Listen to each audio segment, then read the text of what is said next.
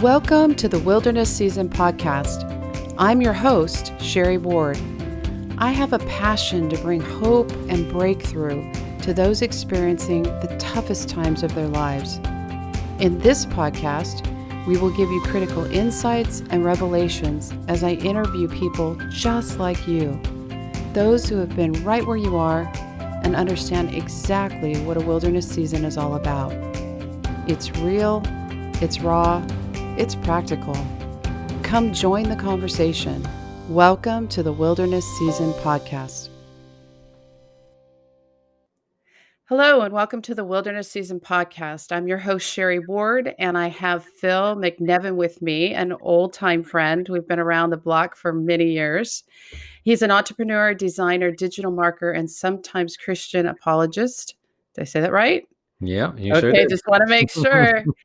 He spent years building up a respectable career in design and digital marketing, and that's where we ended up meeting, is in that world, along with running a successful digital marketing agency until God asked him to give it all up and go in the wilderness. So welcome, Phil. Yeah, Thank I'm you glad to to the be show. And we go way back, and I don't even know if you know this story, but I think you may, but I'm going to refresh your memory. When I was in the wilderness season, God had said with my company, you've got an airplane and you're on the runway and you need to take off. And when you hit the end of the runway, you need to keep going no matter what. And he said, no matter what. And I said, but God, I've only got a half built plane. He said, that's okay. We'll build it in the air as we fly it. Mhm. And then as I was doing digital marketing with my authors, I ran across your company and it was Lift Media. Mhm. And it had all to do with lift and thrust and, yar and air, all these airplane terms that I was trying to learn. So I'm like, okay, he's my guy. So I just want to talk today about your story and about being in the wilderness. And if you want to give us kind of the backstory of what you were doing and then how you got in the wilderness, that would be great. Yeah, for sure. So I'd spent many years as a designer in different aspects of the career: web design, graphic design. I worked on some television shows and that kind of thing. Back in 2009, I met a guy by the name of Evan Pagan, who is a very big name in the digital marketing space. And I worked with him for a couple of years, about 5 or 6 years before launching my own digital marketing agency and taking on a bunch of clients like Evan. And it was growing really well. I was learning a lot about not just digital marketing, but about business, entrepreneurship, how to be a good leader, how to hire people, and strategy, and all this kind of stuff. And looking back, I was really hitting my stride during those years. But then something kind of shifted and changed. So the number one thing was that I noticed that I was kind of pulling away from my family a little bit. All my mind and my focus was spent on my business. And that was a complete departure of why I originally got into business in the first place. I wanted to be self-employed because, eventually when I did have kids, I wanted to be home. I wanted to be able to pick them up from the Yeah. bus. And, if they get sick at school, I want to be able to, drop everything and go and pick them up. And that's kind of the main Yeah. reason why I got into it. But then I once the kids came, every waking moment, even when I was sitting with them, was focused on my business. I was just thinking Hmm. about it, how to grow it.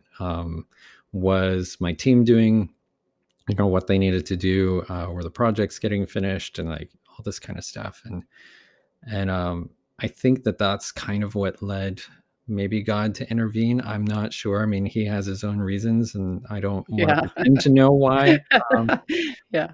He pulled us out. But I slowly started to question what I was doing, why I was doing it, and my own kind of personal perception of who I was. And Hmm. um, during this time, God started to speak to me more and more. I've never heard God's voice um, prior to this. I went to church, I read the Bible, I wanted to be, a good Christian. Yeah. Um, Personally, my own spiritual walk is that I knew that God existed. I had a good relationship with him, or at least, I would speak to him. I never really One way. necessarily hear back. Yeah. But I believed that he was there. I did question a little bit, and maybe I'm ashamed to say this, but maybe I'm not. I think that's an important part of the story, was that I wasn't quite sure whether Jesus was who he said he was. And that was Mhm. something that kind of was a bit of a thorn in my side, not like 100% committing to that, as well as there were parts of the Bible that I contended a lot with. Mhm. The number one story that stuck out into my mind was, it's harder for a rich man to get into heaven than it is for a camel to travel through the eye of a needle. Mhm. And that kind of became a contention point for me. During this season, like leading up to this, I started, like I said, to hear more of God's voice. Um, I went to this retreat. I was tired because when my son was born, he was my second child. He wasn't a very good sleeper. He was up all the time.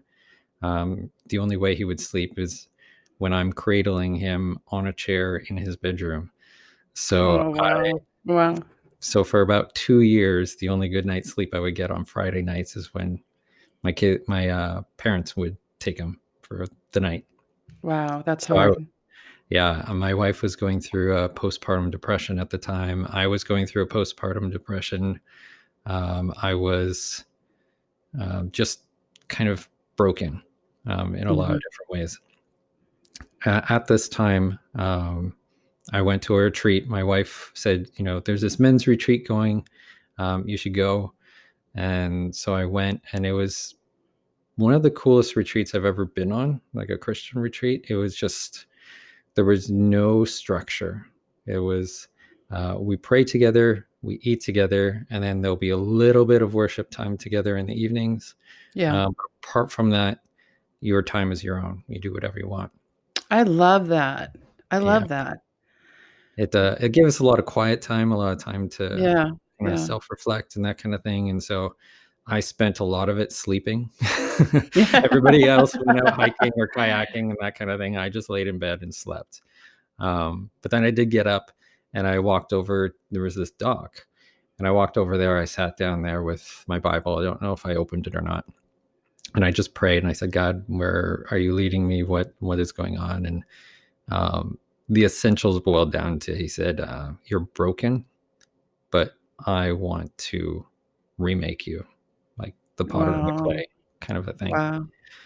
And so from that point on, it was just like God kept uh, speaking into my life. I kept hearing his voice. I kept seeing pictures and images of him drawing closer to me, of Jesus drawing closer to me, of him trying to pull me toward him.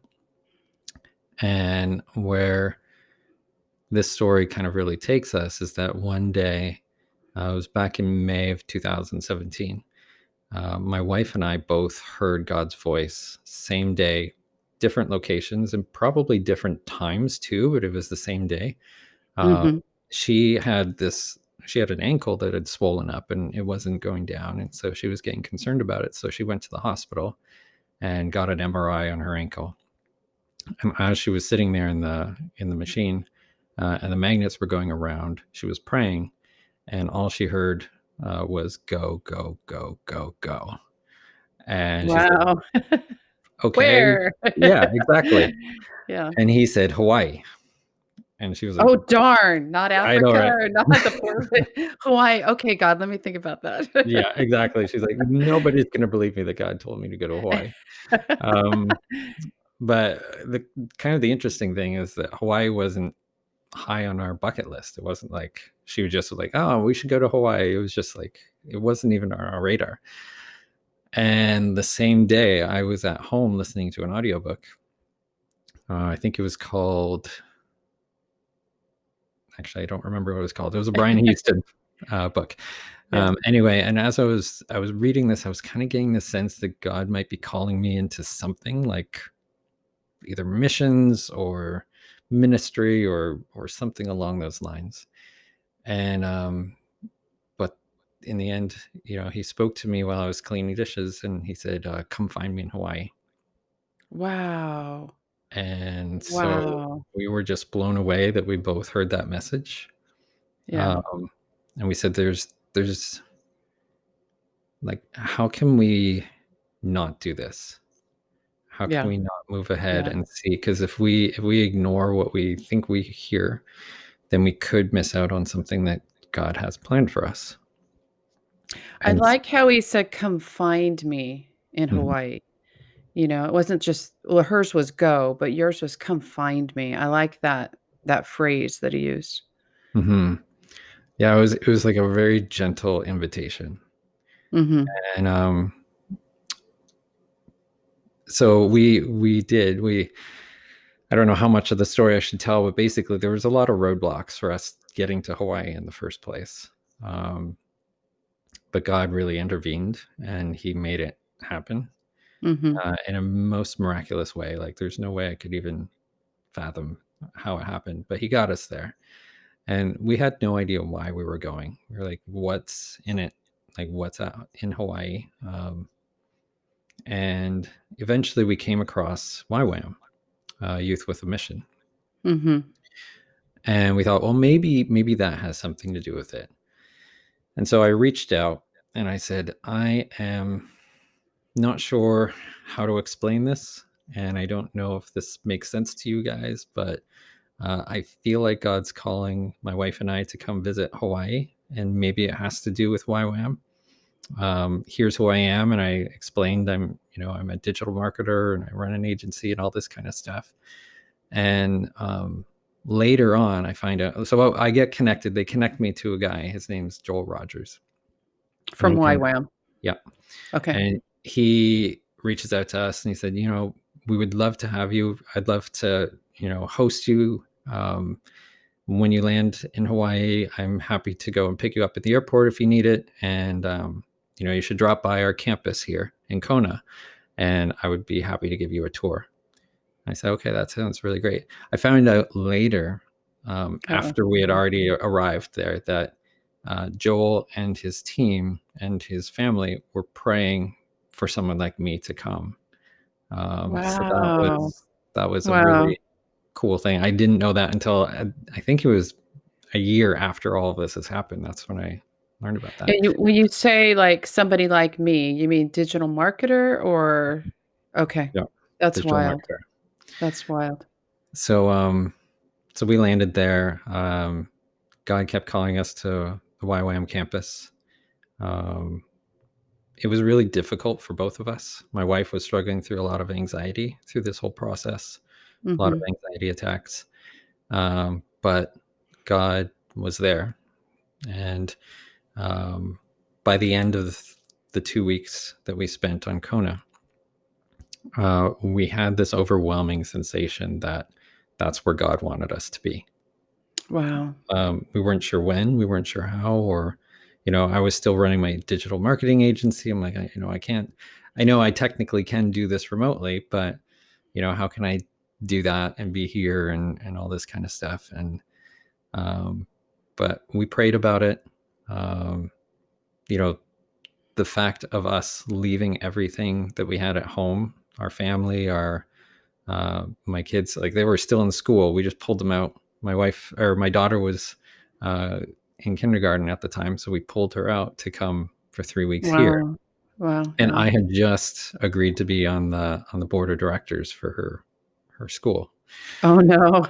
And so it was Uh-oh. like we had all these commitments, and so my wife was struggling through anxiety through that. She was like, I can't do this. If this is what God's calling me to do, I can't, like this can't happen. And so I was like, I was feeling overwhelmed that that's what God wanted us to do, but at the same point, I said, I can't do this if we're not both on board. So I told Adelie, Right. like, if we need to go home, we're going home. Like, we'll figure out what to do later. That was really good because you put low stakes on her to kinda Mhm. calm the anxiety, right? Mhm. That's awesome. Yeah. And so we prayed about it. We said, once she felt settled down, we said, God, if this is what you want us to do, um, then we want to lay out the fleece. just like they did Mhm. in Judges. And so we said, God, if you want us here, then have someone email us and ask to rent out our home. Wow. And That's very specific. yeah, I mean, we had our home. We had been renting it out over the weekend or over the summer on Airbnb and VRBO, and we did some home exchanges and stuff. So our home was already prepped for it, um, but we weren't advertising it. We just said, hey, and someone emailed us and they said, can we rent your home out for 6 weeks? And Wow. we were like, okay, all right, God, that's your sign that you want us to be here. And then how um, in the Bible, like the fleece was laid out twice. So I said, okay, you gave us the first sign. So Yeah, if you yeah. really want us here, we have no place to stay. You know, when we were at YWAM, they said that, September, this was going to be their biggest quarter that they've had in over a decade, I think it was. And so they had no housing, and we weren't technically allowed to be on campus anyway because we weren't staff, and you can't Mm, be mhm. staff with YWAM unless you complete their discipleship training school. And so that was kind of out of the picture for us. And then at the same time, all of the Airbnbs and the apartments and everything were rented out. Wow. The Ironman, the World Ironman Championships were happening in September Oh, or yeah. October, I think it was. And so, everything was rented out. So we said, God, we have no place to stay. So if you want us there, then you've got to make a way for us. And the voice I heard in my head came back and said, email campus housing. I said, okay, that's a dead end, but Yeah. okay. And so I did it. And sure enough, he opened the door and we had housing right on campus where everybody Wow. told us that we couldn't stay. So it was a lot of that happening. So we spent 9 months um, in Hawaii on the YWAM campus trying to connect with God and develop a deeper understanding of who he was. And Mhm. this is where I really dug into not just my own spiritual walk, but facing some of those fears and questions I had myself about the Bible. I started digging into who Jesus was and is he who he said he was. And so it was a really big spiritual growth, but it was hard. It was very difficult. The time zone was just super difficult for me to kind of maintain my business. I stepped back a little bit to have my business partner take over. And then Mhm. him and I had a very difficult conversation where he said, I came into business to be in a partnership with you. I didn't come into your business to take over. Oh, And yeah. so he's like, you either come back and, work in the business, or we got to find a way to move forward. That's Um, tough. That must have been a really tough conversation. it was a very tough conversation. And so in the end, we had decided, first I said, okay, I'm going to leave. You take over the business. It's yours. I'm going to leave. And then I'll just find out, what God wants me to do. But then the tables turned, and um, the next day he said, no, I've decided that I'm going to leave and you can take over the business.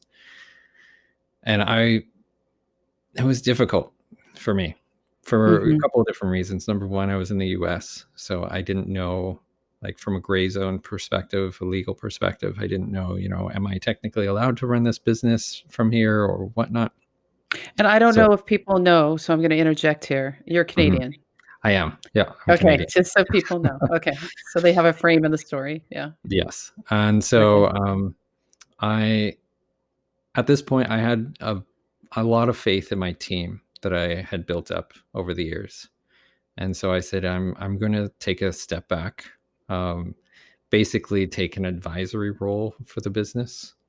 Mhm. Um, I still own it, but from a day to day perspective, I'm just going to become an advisor, and the team will run the projects and that kind of thing. Mhm. and things I thought were going really well. And this is where like we were enough in the wilderness, at this point, but this is where it kind of takes an even deeper turn into the wilderness. Was that when I turned it over to them, um, I found out, 6 weeks later or so, Mm-hmm. that some of the projects weren't getting done. Um, Everything that I had thought were on track weren't on track. And so I had a Mm, lot of clients come to me, unfortunately, um, complaining that, the team weren't doing what they were supposed to, and they mm-hmm. weren't getting the deliverables that they needed. And so I heavily apologized for that. But at the same point, um, a lot of my other clients, majority of my other clients who we had fantastic relationships with and everything was going well, Mm-hmm. they all called me up on the same week that all this was happening and said, "Hey, we love working with you. You're amazing. You're great. We just, it's the end of the year. We're going to go a different way because we want to try different things." So within a week Wow. or week and a half, I lost probably 90% of my client and my income. Wow. And Wow. so I ended up laying off pretty much, I laid off pretty much all my staff. Um, Wow. I had to basically close the business. Um, I hadn't officially closed it, but it was pretty much done for at that point. And Yeah. we were still with YWAM, and we had no, um, at this point, no course of, where God wants us and what our longer term plan was. And so I just went into an anxiety, streak myself on wondering Mm-hmm. like, how am I going to feed my family, and where's money going to come from, and all this kind of stuff. And so that was a really difficult 6 months of me wrestling with God on, you know, why are we here and what am I doing, and um, how is this going to work, and all this kind of stuff. And so I kept bringing it to God, but the answer he kept providing was, "You're not responsible for providing for your family. I am." That's And he good. and he kept That's really saying, good. yeah, and it was it was difficult because my mind couldn't wrap around that. I was like, "Well, okay, I hear you, but I still need money and I still need to put food in my kids' mouths." Right. But he kept coming back with the same answer. "You're not responsible for that. I am." And Mm. so eventually I relinquished. Um, I gave up wrestling with him and I said, "Okay, God, like I surrender." And I think that's what it really means to surrender, is you give up your, like, almost like your right or your and allow God to take control.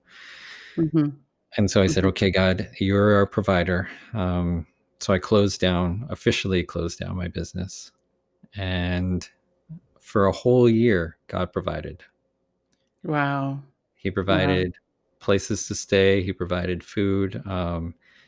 My wife and I listed our house up for sale, so that we can, continue to do missions work. It sold, and it sold for something like, I don't know, a large amount more than what it originally was supposed to sell for. Wow. And so he provided in a lot of different ways. And so for a full year, we just spent um, digging in and listening to him, and working on ministry work. So it was still difficult, but so freeing at the same time. Um, I'd never felt that closer to God. I'd never felt that free. I'd never felt that, like, they talk about some of the songs they talk about, your chains being broken. Yeah. And Yeah. that's what it felt like. Like I had so many chains that were getting broken. Wow. Uh, and so it was the most amazing time of my life. And I had drawn a lot closer to my kids. and closer to my wife during this period of time. We still had some issues to work out, but we were drawing close. That's good. And then um, when I thought that we were kind of out of wilderness, Oh my gosh, I have so been there. yeah, It's like, "You're it, coming out, you're coming out." It's like, "Oh." yeah, exactly. We were like, I felt like we were on fire. We were like, oh, this is amazing. This is incredible. Yeah, yeah. And then, so we were spending time in the Philippines. We spent a couple of months in the Philippines doing missions work. Um, that was difficult in a lot of different ways. Um, it was good and bad. It was difficult physically, and it was taxing physically and taxing Mhm, emotionally. And my wife's health kind of suffered a bit while being in the Philippines, but there was so much blessing that came from that too. Like just seeing the conditions that people were living in, being able to love on people, and mhm, learning that like gratitude, giving thanks to God for mhm. whatever we do have, no matter what our circumstances. And we That's learned a good. lot that um, the one thing that we can really be grateful to is God, and that can never be taken away. Whether Mhm, mhm, someone goes into jail, or you lose your house in a fire, or all that kind of stuff, or you're imprisoned, or whatever it happens to be, God will always be there, and He can never ever be taken away. And and I think also you taught that to your children at a very young age because they saw poverty, they saw destitute, they saw all of these things that a lot of the kids in the United States don't always see or even Canada, you know? So you gave them that wonderful, wonderful opportunity to carry that with them at a very young age. yeah, exactly. And we learned, you know, as long as we've got God, and as long as we're together, um, and even that is temporary. Like, I could be gone tomorrow, or my wife could be gone tomorrow, but Mhm, um, just that happiness doesn't come from things or stuff or what we do. Um, it comes from who we are inside, and how God's light shines out of us. And mhm. that's because we had more happiness, or at least I have. I can't speak for my wife, but I had more happiness living in this one room, um, basically like, the size of one bedroom.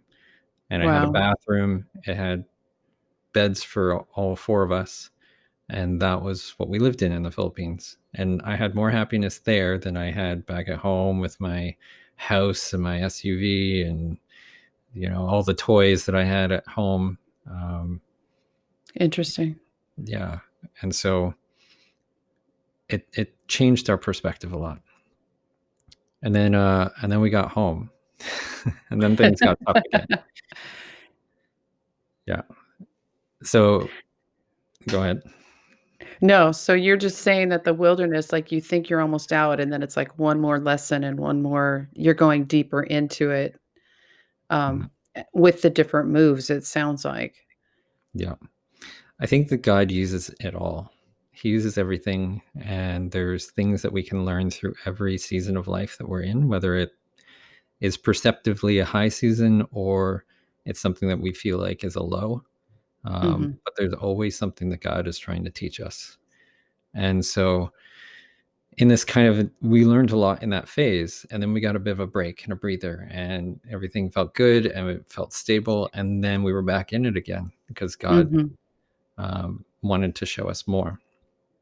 And so, during that phase, it became actually darker for us.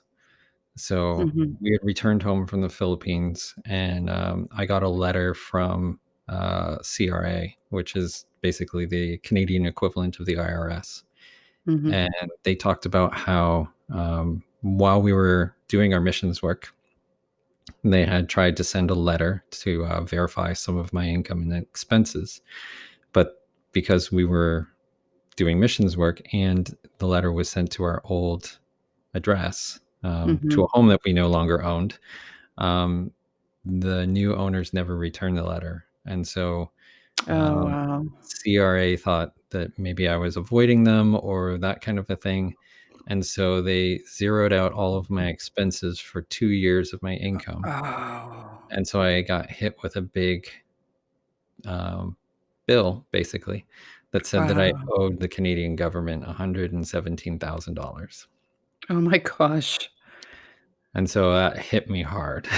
Wow. I was Wow. like, what is happening? And there's kind of like a chain ball effect that happened to that because they repurposed my income, then we were no longer eligible for some other government subsidies that we had received at that point, and so they said we owed them back for all of that money that they had given us, and Oh my so gosh. it was just Wow. a chain effect. And so I called them up and I said, this is a mistake. And, I have all of the paperwork here to kind of prove my expenses. Mhm. Can we get that wiped off? And they said, the auditor who originally did the audit, was very apologetic. She was great. She was fantastic. She just said, I'm sorry that this happened. I'm sorry that we didn't catch this, and that you were out of the country, and so I understand. But what's done is done, and you're going to have to appeal um, the situation. Wow. I can't like revise it or anything. Mhm. Mhm. So I had to go through a whole appeal process to get that done. So that was a lot of work, and that led to other things getting uncovered. And then we found out that because we had spent so much time in the US, even though we didn't really make any money there, Mhm. but because we had spent so much time in the US, we now had to pay taxes in the States, file Oh my taxes. gosh. Now it's Right. taxes there too. Oh, Yeah. wow. And Wow. so, I mean, the bill was, I see a theme here of money. yeah, it Yeah. was crazy. And Yeah. then, so, I mean, what we owed the IRS was minimal. It was $50, $60 or something like that, US. But it cost us five or so thousand to get them filed. And so that was just, Wow. it was just hit after hit financially. And then my wife and I ended up getting into a really difficult relational situation where, Mhm. because of all of this, and because of the difficulty that she had while we were in the Philippines with her health, and just some pent up um, roots that were there throughout our whole marriage up to this point, it all Mhm. came boiling out, and we had gotten to a Wow. point where, you know, we're very committed to each other. We would not. We said when we first got married that we would never divorce, but I was at a point where I said, "This is so toxic. Does it make sense for me to move out?" And Mm. that was really hard for me to even think about or consider. But that's Mhm. where my mind was at the time. I just said, like, we can't even stand to be in each other's presence. And so Mhm. it became, as I said, darker and darker. It's like now we've got these financial woes over us. Yeah. We have these relationship woes because of the whole tax situation, and figuring out the whole stuff with the IRS. We figured that it probably was not the smartest idea to go back into missions and go back to Hawaii. So all of those plans got canceled. So now we didn't have a home because we had sold our home, and Mhm. it just it was difficult. It was a very, very difficult situation. I can see how it just keeps going down and down and down, which in the wilderness, you just get deeper and deeper, and it's almost like he's breaking off, like you said, the chains, but Hmm. he's breaking off levels. Like, "Okay, let's deal with even hearing my voice. Okay, now you're gonna find me. Okay, now breaking off anxiety. Okay, now we're gonna hit that money route." Hmm. Which is interesting because at the beginning of the conversation, you talked about the thing that hung you up with God in the first place was that scripture that talked about money, Hmm. about the rich young ruler. So it's almost like he brought things full circle Yep. right, and just dug it right down to that root issue right there. Yep. Exactly. So what And happened after that? well, it luckily things got better. Um, there were some ups and downs, but my wife and I really worked hard at it. I don't think I could have gotten through that season without God preparing me ahead of time and building that relationship equity with Him beforehand. Mm, Because, like, I started reading this book called Emotionally Healthy Spirituality, and one of the things it talks about in that book is that we hit these emotional or spiritual walls, mhm, and in those walls, um, you know, we sometimes we can get caught up in the fact that we have this great relationship with God, and that means everything is going to be good and mhm, it's going to be good all the time. And then eventually we'll hit a wall. And that's when we start questioning, God, are you really there? And are you really for us? And it's easy for people to break away from their relationship with God at that point. mhm, mhm, And I've unfortunately seen that happen with a lot of other people. mhm, And I easily could have fallen into that trap myself. But through all of the stuff that I had experienced, and I know deep within my heart that God is there and He's real, He became the one rock and the foundation with which I built myself back up. And so it became a daily exercise of praying with Him and saying, God, please get me through today. And I just yeah, kept going yeah, day by day. God, get me yeah, through today. Just yeah, one more day. And and I also asked Him, like, please let me remove anything that I'm holding on to, like remove any pride that I might have, remove mhm. any um, situation where I normally might tell my wife, I'm right, this is right. Like, humble me so that I can Yeah, just pour love into her. yeah, And eventually, like brick by brick, he rebuilt our relationship slowly. It would take a couple of steps back, but then we would go a couple of steps forward, and things got way better, way, way better. And we did eventually find a house to live in. We, for a season, there was this amazing missionary couple who traveled quite a bit, and they said that their house was vacant during the winter time. And so they invited us to come and stay at their house, and we can watch it over for them. And that would be a win-win for both of us. wow, that's awesome. So that was a huge blessing. And then we found our own place, and it was amazing. It was a nice small condo unit. We love it here. And the day that we had kind of like finished signing the paperwork. Oh wait, I'm going to rewind before I Yeah, answer that. yeah. Finish that story. Okay, so back to the taxes. Yeah, I know, I was gonna go back there. I'm like, "Wait a minute, you skipped the whole big part there." Yes. So for the taxes, during this time, I prayed about it to God, and I just said, God, like, where are you in this? Mhm, Um, because this is really big and it's difficult for me to deal with. mhm, And a Bible verse came into my mind just mhm, randomly out of the blue. And I know I've heard that that's one of the ways that God speaks to us. And I'm just going to try to see if I can pull it up here. But the basic essentials of it, I think it was Colossians 2, verses 14. mhm. So I'm just going to bring it up here really quick. Colossians 2.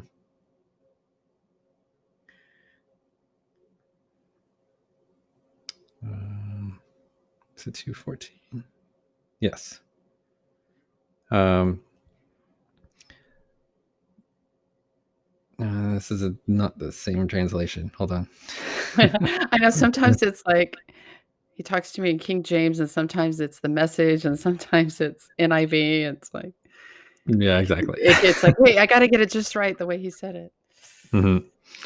And so the message they said, and this the only reason why I highlight this one is this is the Bible that I had right beside me whenever he spoke to me. So I don't know if like he intended for me to hear this particular translation or not. Yeah.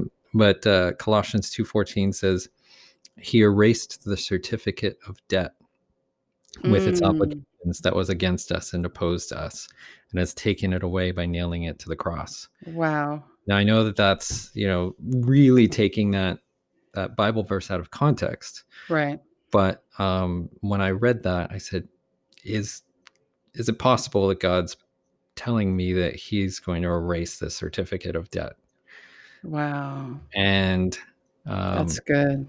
so to fast forward, the day that we moved into our home, or I don't know if it's the day we moved in, but the day that we had like finalized the paperwork and we now owned this condo, um, I got a call from the auditor, and they said, "Yep, we made a mistake, and everything that you owed us has been wiped out.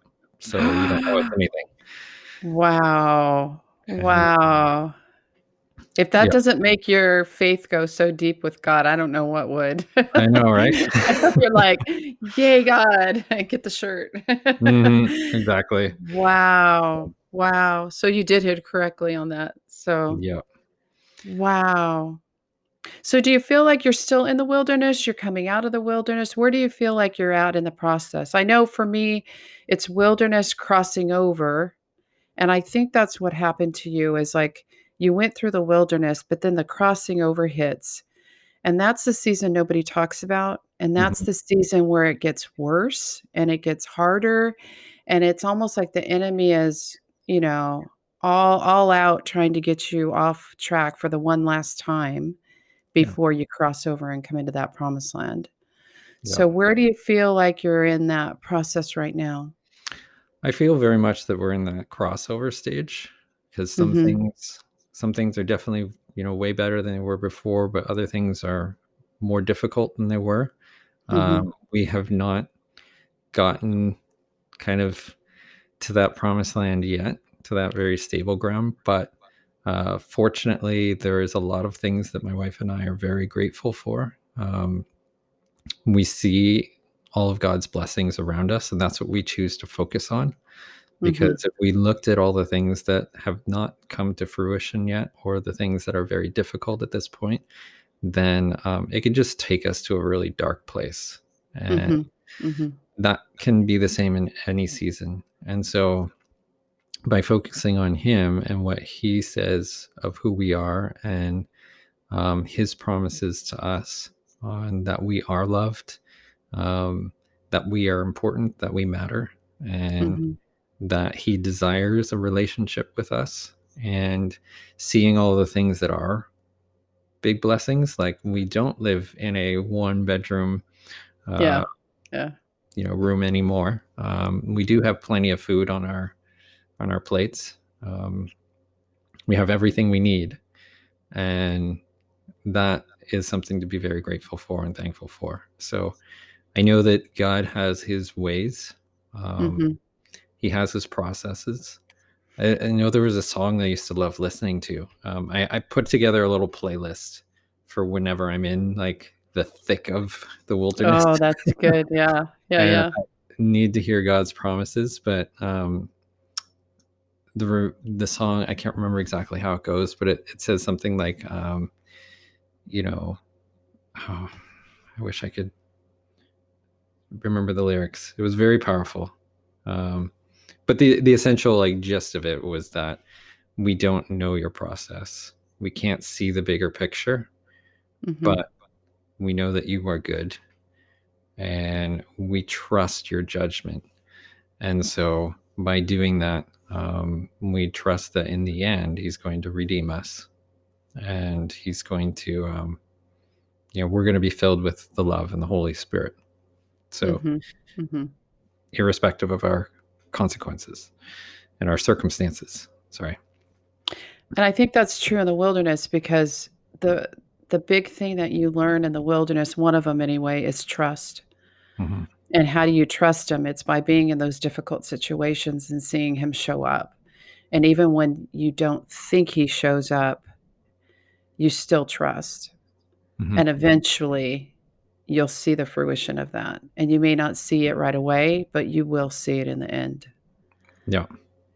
So, what would you say to those people that are in the thick of it right now? Like maybe they've been in the wilderness for a long time, for years. Maybe they are in that crossing over stage where it just seems like all hell broke loose and it's like, oh, hell no. It's like this got worse and worse and worse. And, they get that $100,000 slap of the tax Mm. fees and all that. What would you say to those people out there watching right now? I would say that there is hope. And the hope is God and Jesus and the fact that he loves you so much. No matter what's going on in your life, he's always there. He's someone you can always talk to. And Jesus even says in the Bible, cast your burdens on me, and I will make your load light. I'm Mhm. paraphrasing Yeah, yeah. heavily, but the essence of what I found super helpful during that situation, all the situations in the wilderness, was casting my burdens on him and allowing him to carry that weight so that I wasn't carrying it on my own. And that Mhm, made the huge difference.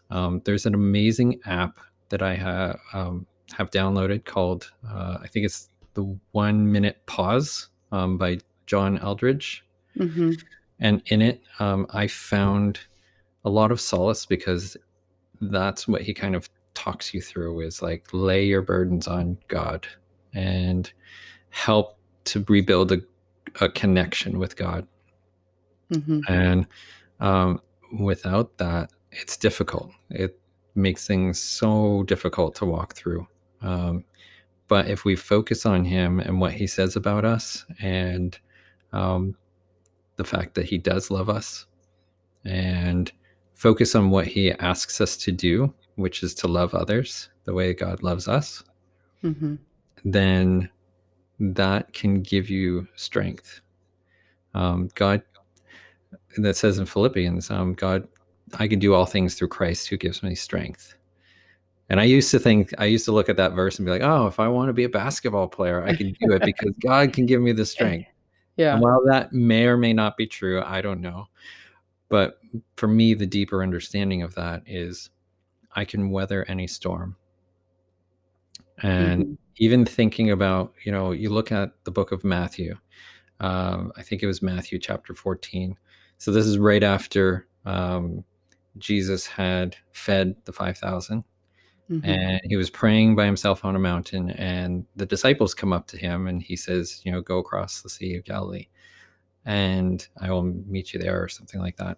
Right. Um, I haven't read that story in a while, but the main part of it is like he asked them to go. And as they were on the boat, they hit the storm. So Mm, mhm. Jesus knows the storm is coming, and he asked them to go directly into it. And while there, he got to walk on water, and so did Peter for a brief moment while he focused on Jesus. Wow. And so that's something that I carry with me, is that that's a place where it's a necessity for us to rely on Jesus, on God, because there's no way we can get through those on our own strength. But Mhm. it's also a place where God shines, and he can show his power and his majesty, and he can carry us through if we only just focus on him. We don't pay attention. I mean, it's not that the storm's not there, and it's not that Right, right. it's not important, but keeping our eyes fixed on him, and that's what's going to get us through. And so that would be the And I biggest. think I think we're better off in the boat in the storm than we would be on the sidelines on the shore any day of the week. Mhm. And that's hard to fathom sometimes, and that's hard to compute, but Yep. we're safer in that storm when he's in the boat. I mean, they weren't even he wasn't in the boat at the beginning. So it was just them in the boat, and he came to them. So, yeah, that could preach. That could preach. Yeah.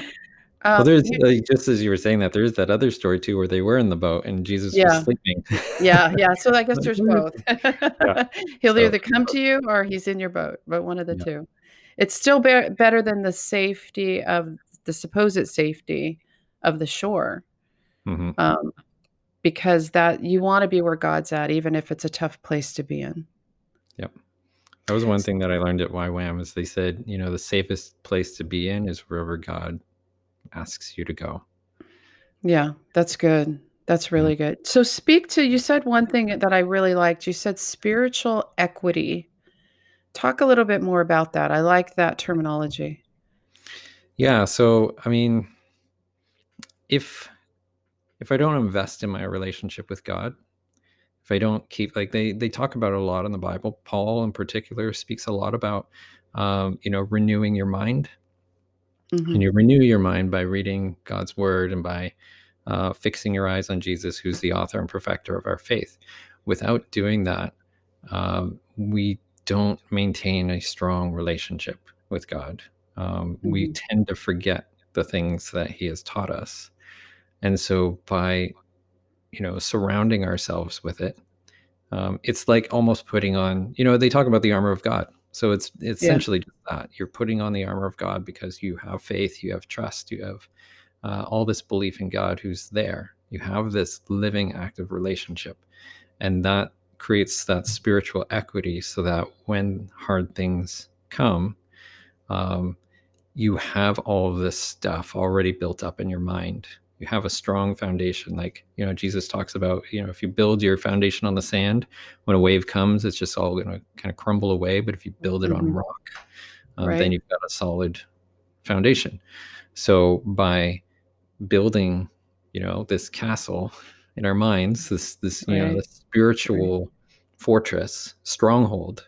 We talk about strongholds in both a negative and a positive context. Mhm. But Mhm. if you build this stronghold where, God is ever present, um, you have ingrained in your mind, what God says about you and how He is there for you, then that creates that spiritual equity so that when tough things come, you can weather the storm because God will be in the boat. Yeah. He Yeah. can Yeah. still Yeah. come, Yeah. Yeah. he Yeah. can still Yeah. come to the boat, but He will Yeah. be in the boat in that case. Yeah. And I think it's spiritual grit. It's just Mhm, having that grit, and you can't get grit unless you go through things, yeah, and now I hear a lot of people, like, whining and complaining or doing all this stuff, and I'm like, "Really?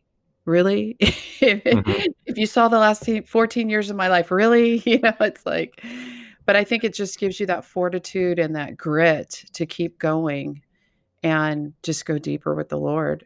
mhm. So, this has been so rich and such an amazing story of how God has just completely come through for you. Do you have any final words of encouragement or to give hope to our listeners or people watching? Um, just as you were saying that, the words that came into my mind were, "Seek and you shall find." And so if you are needing something, turn to God, seek the answers, seek spiritual support, um, seek support from other believers who can speak life into you when you have a tough time speaking it into yourself. Yeah. And those are the things that I think will help a lot, to weather the stormy periods. And yeah, that God does love you. He cares for you. He cares immensely and deeply for you, and so much so that He died for you. And if that's not love, I don't know what else is. So He is there, and He's someone who you can trust, who you can seek comfort from, and who will be gentle with you. And so, I just that's probably the most important piece of advice that I can give. Thank you so much. And I also want to thank you for your transparency. I know that that probably wasn't always easy, but just your transparency of your journey and your process, because I believe our viewers and our listeners will really get a lot out of that. So thank you so much for being on the show today. No problem. Appreciate it. All right. Bye bye. Thanks. Thank you for listening to the Wilderness Season podcast. If you need help navigating through your own wilderness season, pick up a copy of my book, A Journey Out of the Wilderness, available on Amazon. Also, continue the conversation online with us by going to our Wilderness Season Facebook page. For resources and events, you can go to www.sherrylynnward.com. If you have enjoyed this show, please subscribe and review our podcast. Just remember, you're not alone.